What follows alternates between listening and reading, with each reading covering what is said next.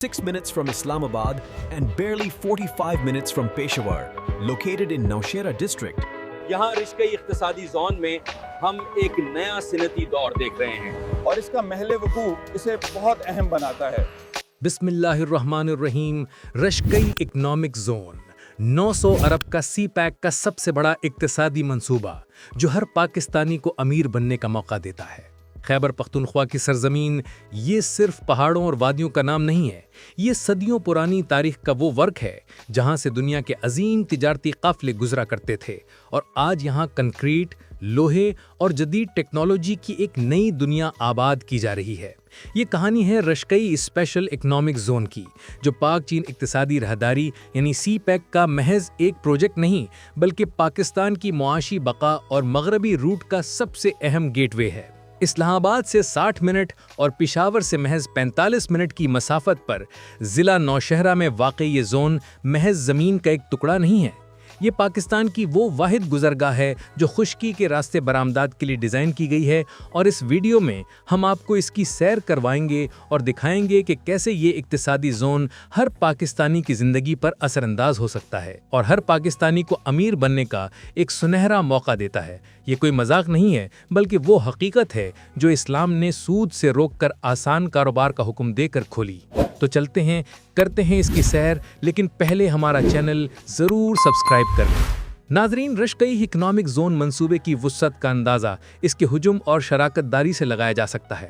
یہ Khyber Pakhtunkhwa economic zones development and management company KPEZDMC اور دنیا کی معروف تعمیراتی company China road and bridge corporation CRBC کا ایک مشترکہ جوائنٹ وینچر ہے۔ تقریباً 1000 ایکڑ پر محیط یہ صنعتی شہر کو 3 مختلف مراحل میں مکمل کرنے کا منصوبہ ہے۔ اس کا مقصد صرف فیکٹریاں لگانا نہیں بلکہ پاکستان کو افغانستان اور وسطی ایشیا کی منڈیوں سے براہ راست جوڑنا ہے۔ کسی بھی انڈسٹریل زون کی کامیابی کا راز اس کے محل وقوع میں چھپا ہوتا ہے۔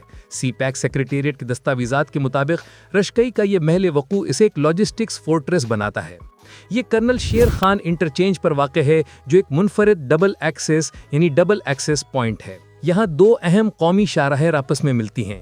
جنوب کی طرف M1 موٹر وے اسے اسلام آباد، لاہور اور فیصل آباد کی بڑی کنزیومر مارکیٹ سے جوڑتی ہے، جبکہ شمال کی طرف سوات ایکسپریس وے اسے براہ راست معدنیات کے خزانوں یعنی سوات، بونیر اور محمد کی کانوں تک رسائی دیتی ہے۔ اس کنیکٹیویٹی کو مزید مضبوط کرنے کے لیے 2 خصوصی ایکسس روڈز تیار کیے گئے ہیں۔ پہلا راستہ ویلی انٹرچینج سے نکلتا ہے جس کا سنگ بنیاد نومبر 2019 میں رکھا گیا اور اب یہ مکمل ہے، لیکن گیم چینجر دوسرا راستہ ہے جسے ایکسس روڈ 2 کہا جاتا ہے۔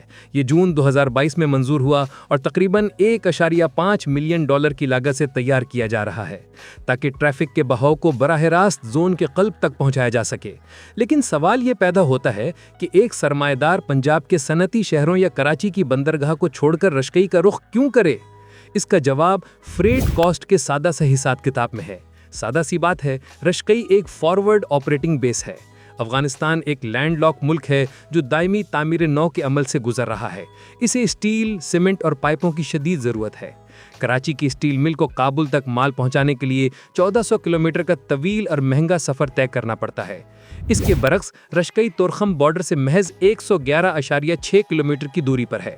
یہاں سے کابل تک ٹرکنگ کا خرچہ کراچی کے مقابلے میں کئی گنا کم ہے۔ افغان اپنی تجارت پاکستان کے ساتھ بند کر رہے ہیں تو ساتھ ہی چین، تاجکستان اور قازقستان موجود ہیں جن کے ساتھ کامیاب تجارتی قافلے جو تبادلے جاری ہیں۔ لیکن یاد رکھیں، یہی وہ 25 سے 30% کی بچت ہے جو رشکئی میں بننے والے مال کو افغان اور وسطی ایشیائی منڈیوں میں ایرانی اور بھارتی سامان کے مقابلے میں ناقابل شکست بناتی ہے۔ زون کے اندرونی انفراسٹرکچر پر مجموعی طور پر $128 ملین کی سرمایہ کاری کی گئی ہے۔ تعمیراتی کام کی رفتار حیران کن رہی ہے۔ فیز 1 جو 247 ایکڑ پر محیط تھا، مارچ 2023 میں اپنی مقررہ مدت سے 6 مہینے قبل مکمل کر لیا گیا۔ فیز 2 کا کام 2023 اور 2024 کے دوران جاری ہے، جبکہ فیز 3 کا شیڈیول 2025 سے 2027 کے درمیان طے کیا گیا ہے۔ آج کی تاریخ میں زون کے اندر سڑکوں کا جال، نکاسی آب کا نظام اور 4 دیواری مکمل ہو چکی ہے اور صنعتوں کی آباد کاری کا عمل تیزی سے جاری ہے۔ रशकई कोई आम इंडस्ट्रियल एस्टेट नहीं है जहां हर किस्म की फैक्ट्री लगाई जाए। ये एक क्यूरेटेड जोन है जो सिर्फ उन सनतों के लिए डिज़ाइन किया गया है जो भारी लॉजिस्टिक्स और मकामी वसाइल पर इन्हिसार करती हैं। यहाँ 5 कलीदी इंडस्ट्रियल क्लस्टर्स कायम किए जा रहे हैं। पहला और सबसे अहम क्लस्टर आयरन एंड स्टील है। यहाँ का एंकर टेनेंट सेंचुरी स्टील है जो इस जोन की बुनियाद है। दूसरा क्लस्टर फूड प्रोसेसिंग है। चूंकि ये जोन पेशावर वैली के जरखेज खेतों के बीच में है, चारसद्दा और मर्दान से गन्ना, तंबाकू और फल सिर्फ 30 मिनट में फैक्ट्री पहुंच सकते हैं।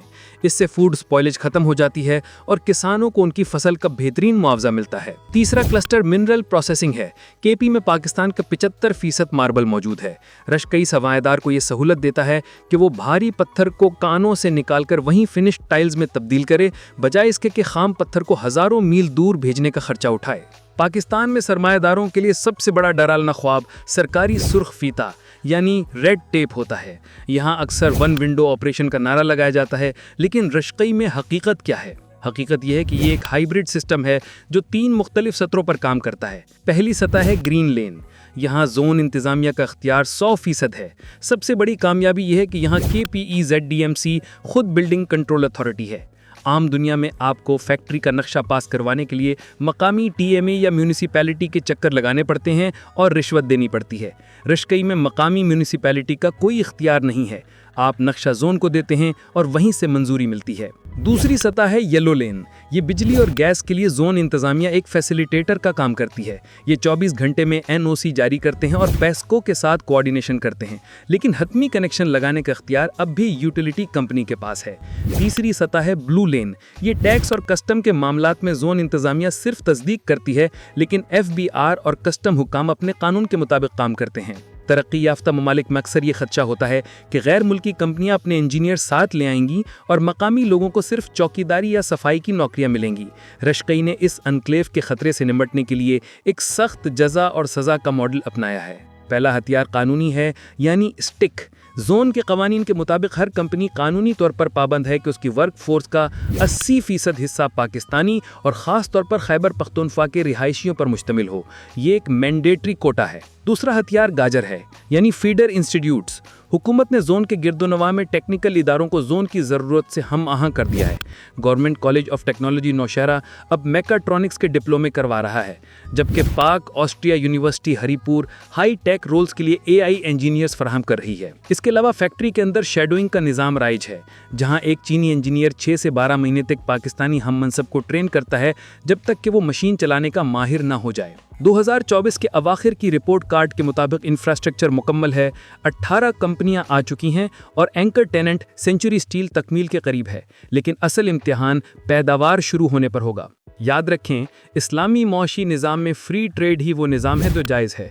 यही वो तस्वुर एक रेगुलेटेड फ्री मार्केट का है। ये मगरबी सरमाएदारी की तरह बेलगाम नहीं और ना ही सोशलिज्म की तरह स्टेटिस्ट जबर का शिकार है। इसमें कोई टैक्स नहीं है। यहाँ कीमतों का तयन रियासत नहीं बल्कि रसद और तलब करती है।